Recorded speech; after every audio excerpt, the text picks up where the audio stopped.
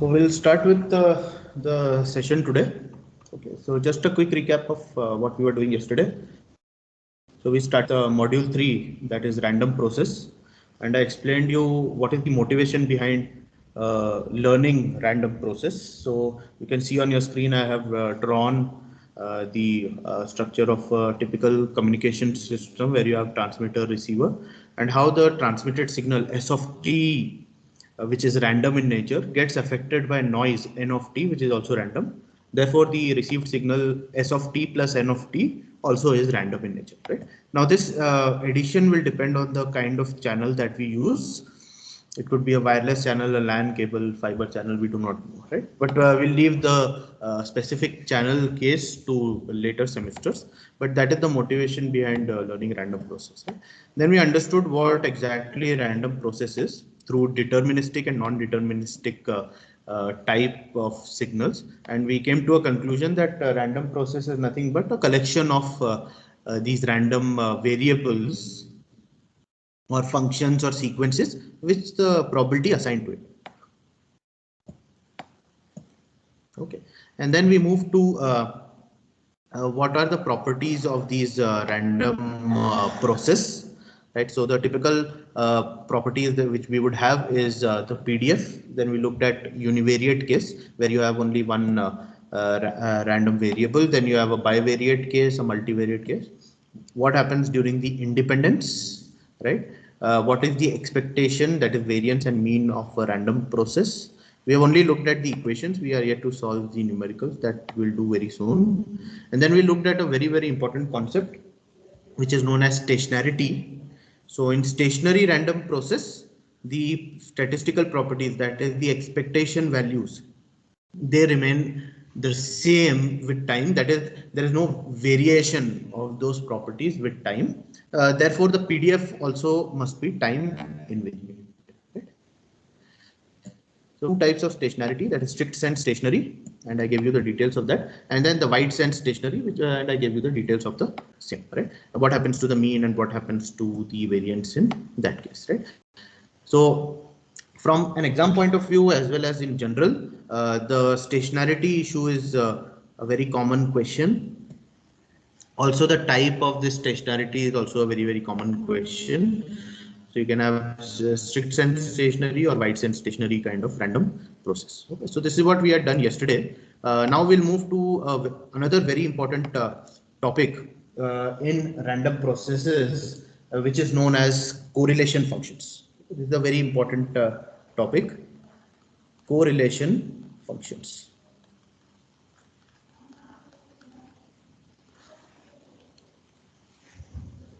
So before we go into the correlation functions, I just want to let you know that whatever we are doing thus far, it is only in the time domain.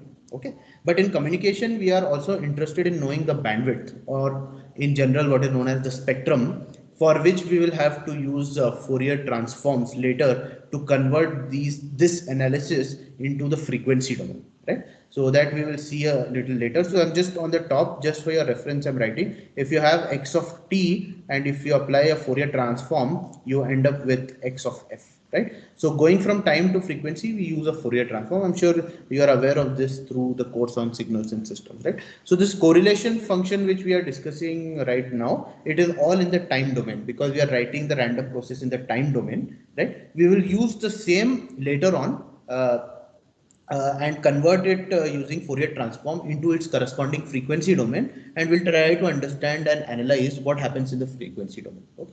So that is the latter part of this module, right? Right now we'll only concentrate on the time domain aspect, right? So in regard to that, we have correlation functions, right? So basically, correlation functions are defined as degree of similarity between two finite length sequences. Right? So as the name suggests, it is correlation. So co means between two and relation. So how are these two things related? And what are these two things? They are sequences, right? That is the random process. So within this correlation, we have two parts. One is known as auto correlation, right? The word auto means self. So I'll just write it here. The word auto means self. So self correlation, which implies we are interested in similarity between a sequence and its time shifted version. Time shifted version. Right? So what is an example of what I have written? X of t, how is this related to, let's say, x of t plus 1? Or how is x of t related to x of t minus 1? So same sequence, how was it beforehand? How was it afterwards with the current sequence? That is known as autocorrelation. So similarity between any sequence with its time shifted version, right? So in general, this is a very, very important correlation. In general, this is known as autocorrelation function, in short ACF. In short ACF. Okay, and like I told you just at the start, this is all in time domain. Okay, a very important concept which I will just mention now, but we'll detail it later. ACF, autocorrelation function, is in the time domain, and if you find its Fourier transform, you convert it into its frequency domain, and you land up with what is known as a power spectral density, in short PSD. So you can see right now, you even if when we do not know any, we do not have any idea about PSD, you can still understand why this ACF is so important, because this ACF, once converted through Fourier transform, is giving you the power in the frequency domain. Okay, that is why we are getting power spectral density. So it tells you how much power is being consumed in the frequency domain. That is why it is known as power spectral density. Spectral is another word for frequency. Okay, so I will leave that part here, because this entire analysis is there in the later part, how we can get the power spectral density from the ACF. Okay, that we'll do later. The second part of type of correlation which we will encounter is known as cross correlation. Cross correlation is similarity between two sequences. Between two sequences.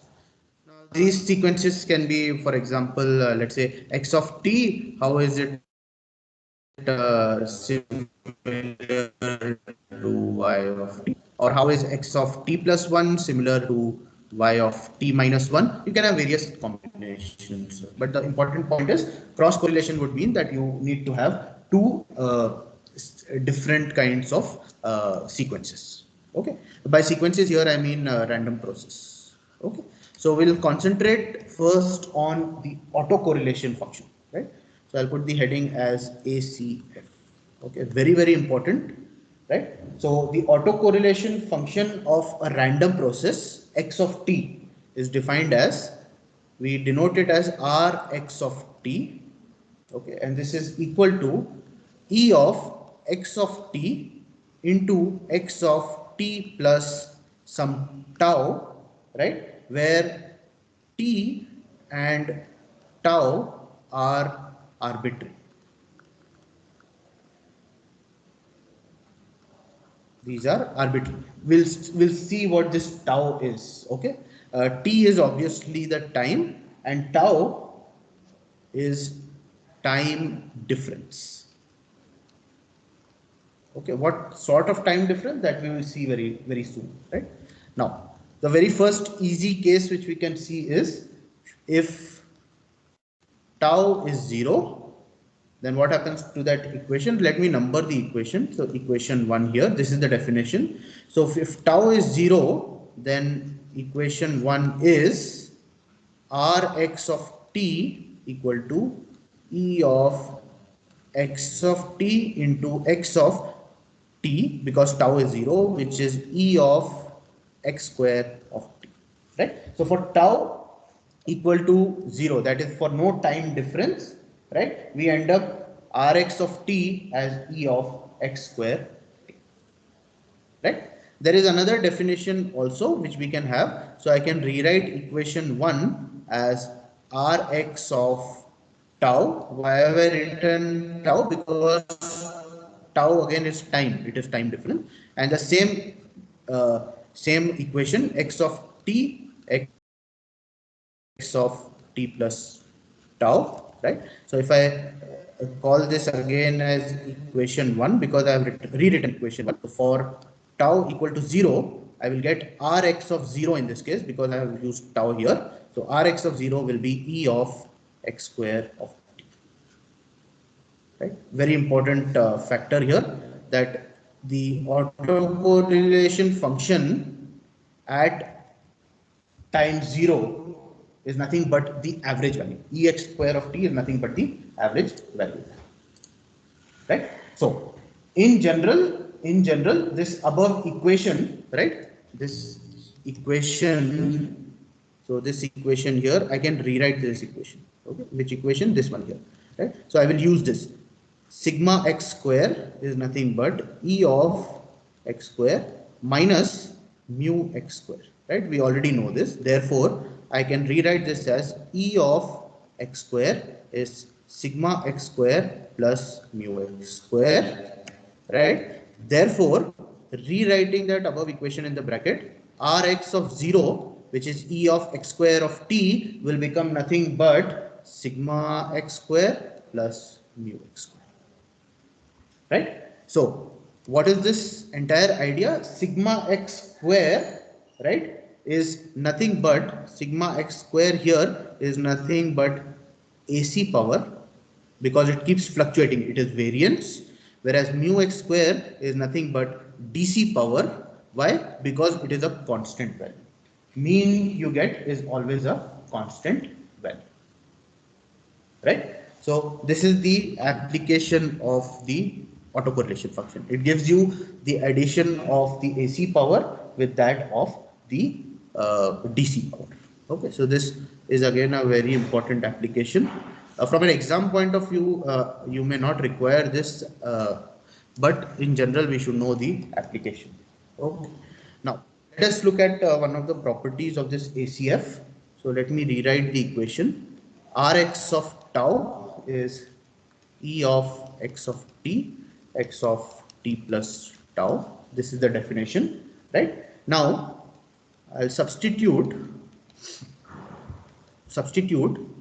minus tau in place of tau, right?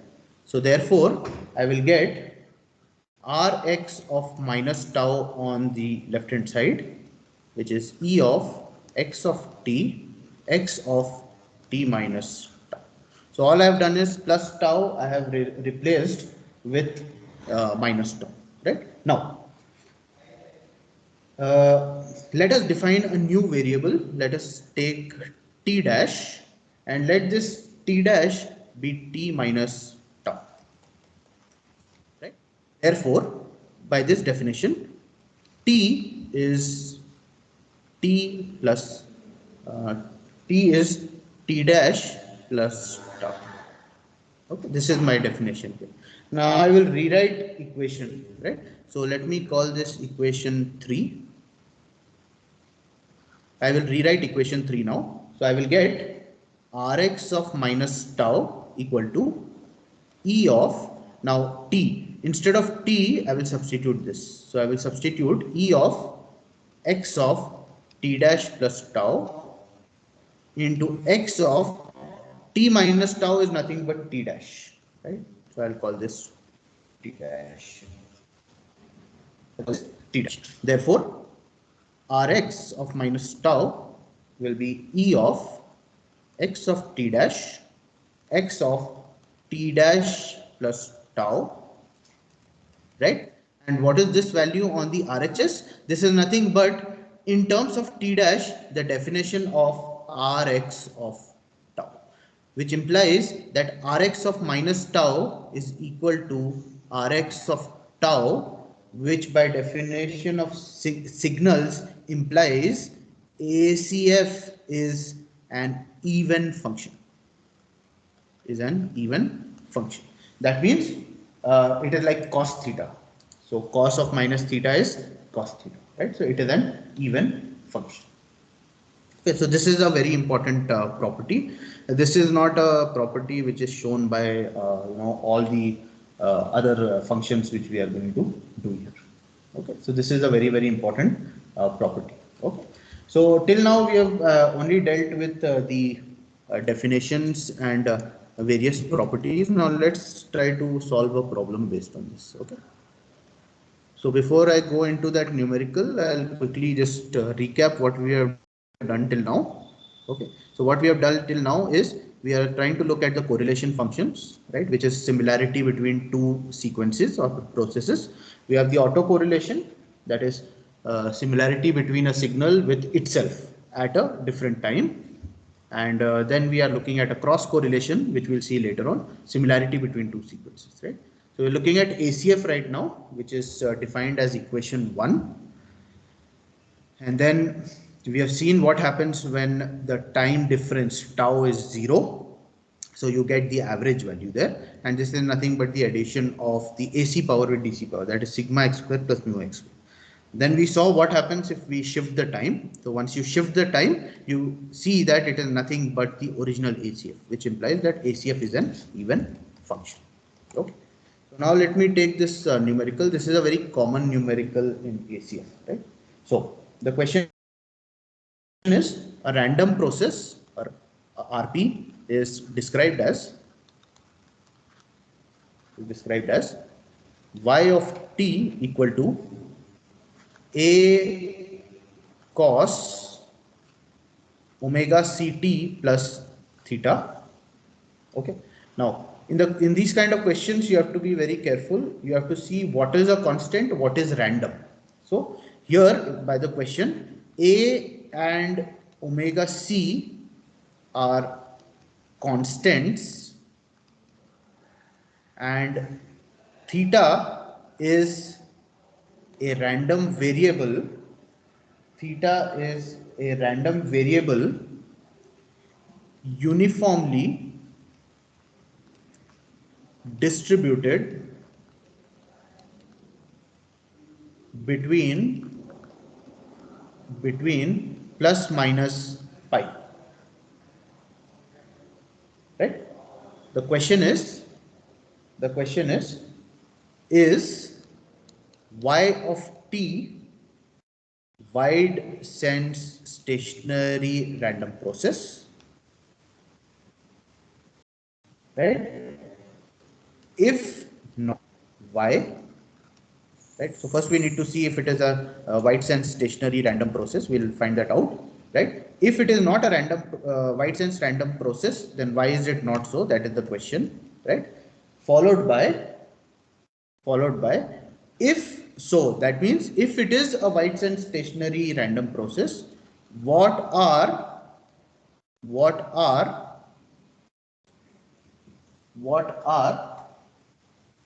the mean, and ACF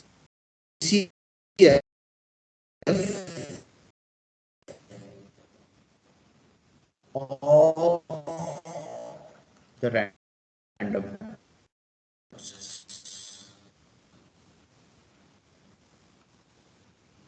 Okay. So we are given a random process. I hope you are having your pen and please note down question. Given a random process, y of x not random. Theta radical from plus minus pi. Process. If not, why do we say so? If it is wide sense stationary, if we are saying that, what are the mean and AC? Okay. So I'll just give you a couple of seconds. Just note down the question and the important parameters.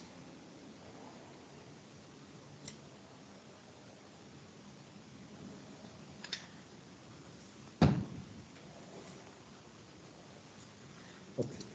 So I hope you have noted down the important parameters because I need to scroll down here. Okay.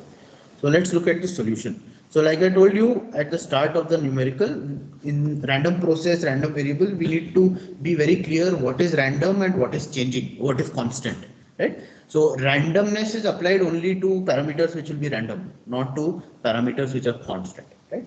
Now, so the very first information we have is theta is random, right? And it is uniformly distributed, right? Therefore, I can write its PDF f theta of theta as, right? So if you, I'll write it here. If you remember uniform random variable, fx of x is given as 1 by b minus a for x between a and b and 0 else, right? So if I follow the same, is a uniformly random variable between plus minus pi. Therefore, b is pi, a is pi, minus pi. Therefore, I'll have 1 by b minus a. So pi minus of minus pi, and this will be for minus pi less than theta less than pi, right? So this is like minus pi is a and plus pi is b, and you have 0 elsewhere, okay?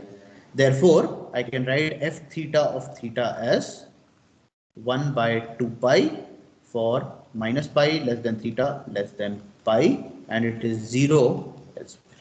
This is the first thing that I need to understand here. Okay.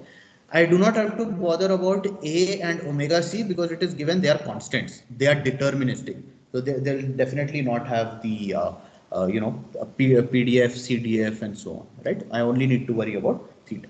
Okay. Now let's look at the mean value, right? So what is the mean value? The mean value, if I want to calculate, right? If I want to calculate the mean value, then let me denote this as mu y, which is e of y of t, and that is nothing but negative to positive infinity y f theta of theta d theta. This will be the mean value, right? So therefore e of y of t. Now, we do not have to go from minus to plus infinity because the PDF exists between minus to plus pi. So I'll change the limits, negative pi to positive pi, right?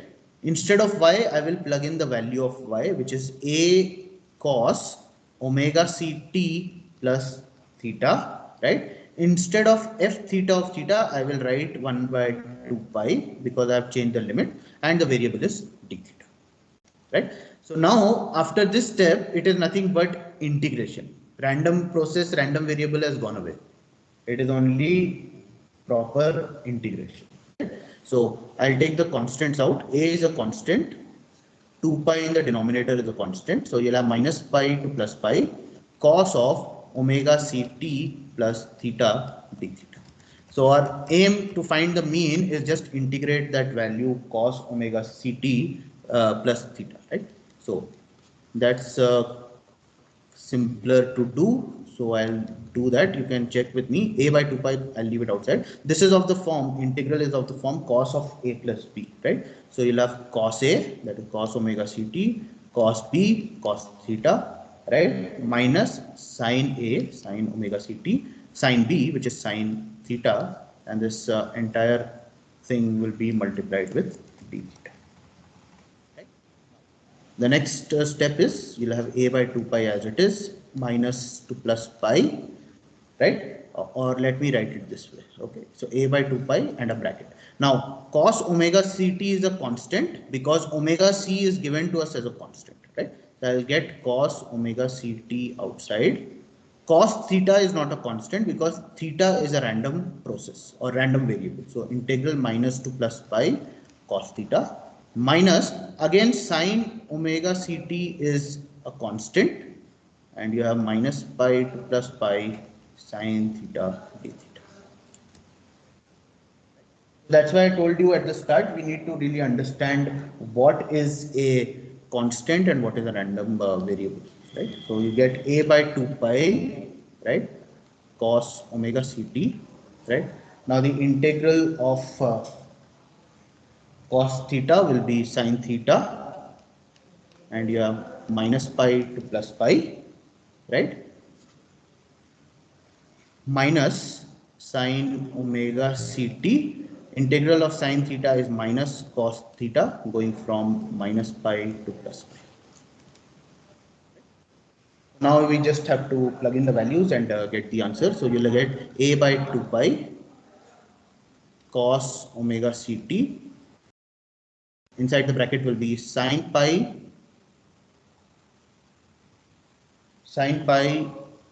plus sine pi minus, or let me take the minus outside, so plus sine omega ct cos pi minus cos pi. Right? So I hope you have understood why I have written plus in the first bracket, sine pi plus sine pi, because sine is an odd function. So minus of minus will become plus there. Right? So therefore, you get a by 2 pi. The first term is going to be 0. Right? The second term will be sine omega ct, and you have cos pi minus of cos pi. Right? So you'll get 1 minus 1, which is also 0. Therefore, the mean value is just going to be 0. So E of y of t will be 0. Right? So that is the first term which we have found out. So mu y here will be 0. So you can see that we are using a lot of integral concepts, right? That's what I've been telling you, that we need to be very good with the integration concepts. Okay. So that is the first part of this problem, to find the mean value. Okay. The next is to find the autocorrelation function. Next is to find the ACF. Right? So I'll write the definition. Instead of x, we are given y. So I'll write Ry of tau, which is E of y of t plus tau. This is the definition of the autocorrelation function. Now I'll plug in the value of y of t. So you get E of y of t is a cos omega ct plus theta into, for y of t plus tau, a cos omega c t plus tau plus theta. Right? So next, in the next step, E of, I'll multiply the two a's. So I'll get a square cos of omega c t plus theta into cos of omega c t plus tau plus theta.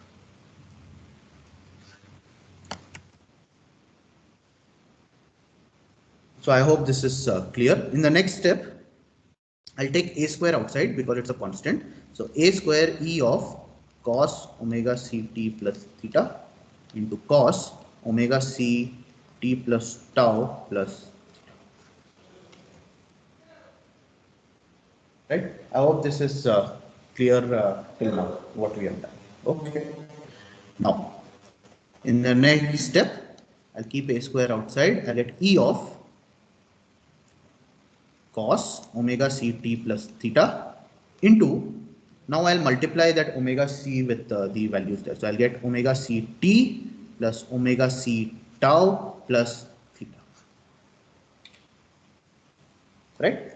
Now, I'll use the function cos a cos b is half cos a plus b plus cos a minus b. Right? So you can see that the function here, look at the bracket, this corresponds to the LHS. It is of the form cos A cos B. Right? So I can write that RHS as, a square, right, divided by 2, because you have a 1 by 2 here. So a square by 2. Now I have cos of a plus b, cos of a plus b. So E of a plus b, right? So this is your a entire thing, and this is entire thing is b, right? So we'll get cos of omega ct plus theta plus omega ct plus omega c tau plus theta plus cos of a minus b. So you'll get cos of omega ct plus omega c tau plus theta minus omega ct minus theta. Therefore, this will be a square by 2 e of, now you can do the algebra, you'll get 2 omega ct plus omega c tau plus cos of just omega ct, cos of omega ct, because omega c, it should be omega c tau, right? Omega ct and omega ct cancels, theta here and theta there cancels. We'll be left with that. Okay. This is the autocorrelation function which we have got, right? Ry of tau, right? This is the Ry of tau that we have.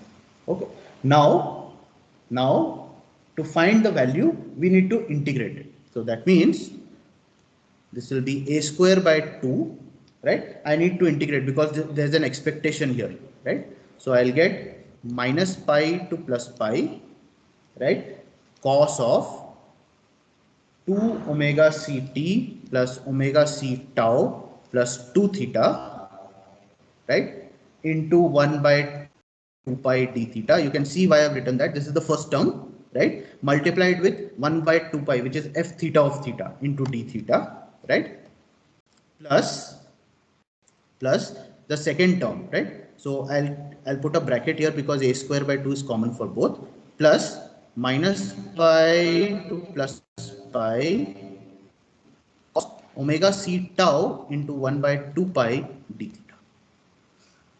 So once I integrate this, I will get the value of the autocorrelation function.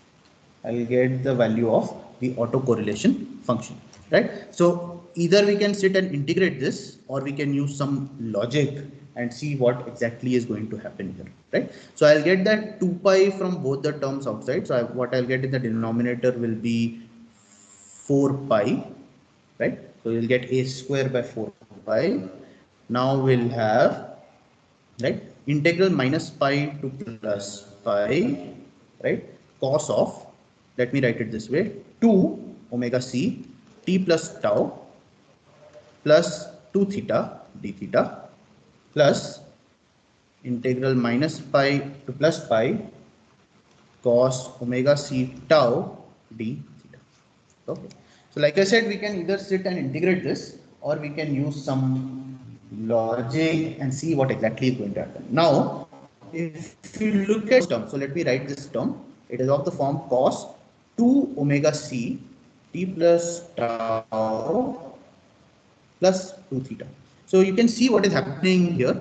Theta is rotating twice. That means this is a 360 degree.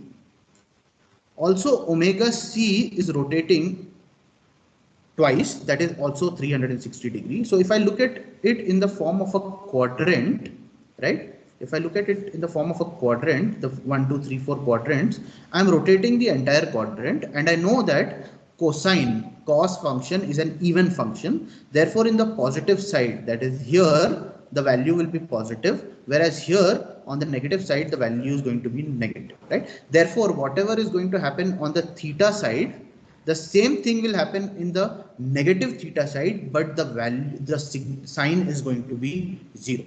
With this logic, this entire term will have a value 0, right? So even if you integrate it, which will take about 4 to 5 steps, you will get the same answer as 0, but you can use this logic as well, right? Therefore, from that equation, the first term is 0, therefore I will get a square by 4 pi, right? I'll get a square by 4 pi, and then I will get an integral minus pi to plus pi. So now I'm left only with the second term, this one here, right? Cosine omega c tau d theta.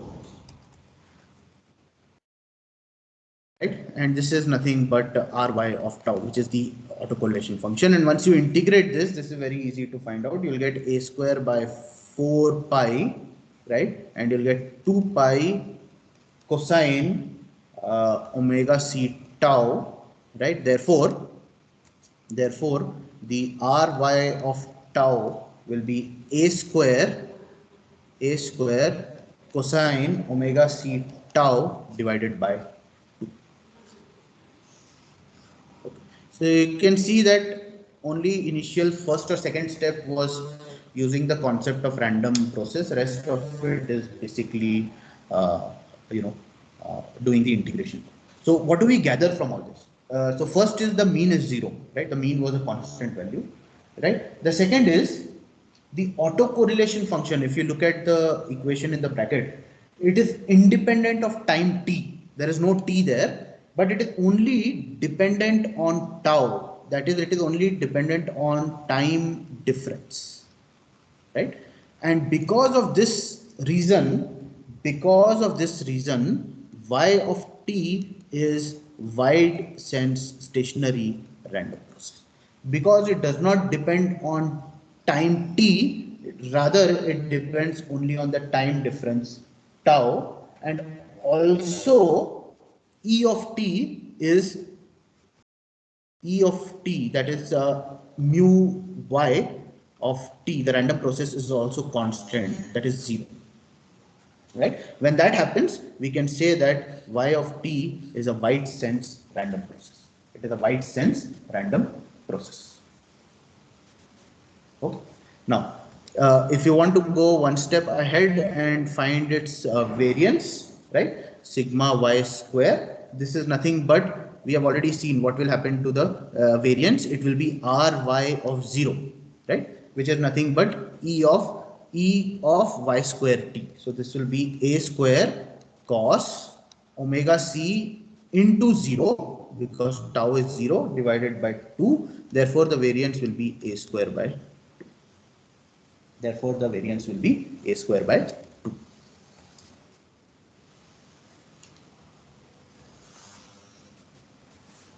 Okay. So I'll just leave you with a practice problem of a similar type.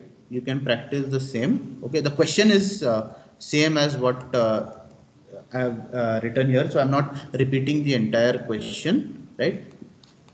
Only thing that has changed is instead of y of t, we have x of t, which is a sine omega c t plus theta, right? And in this case also omega c is constant, a is also constant, but theta is a random variable between minus pi and plus pi, right? And you need to again see whether it is wide sense stationary or strict sense stationary, and if so, what is the mean value and the variance value. So you can follow the same process of the numerical which we have done, okay, and try to find the answer. Okay. So I will leave you with that particular question. Okay. The next correlation which we want to do is known as cross correlation.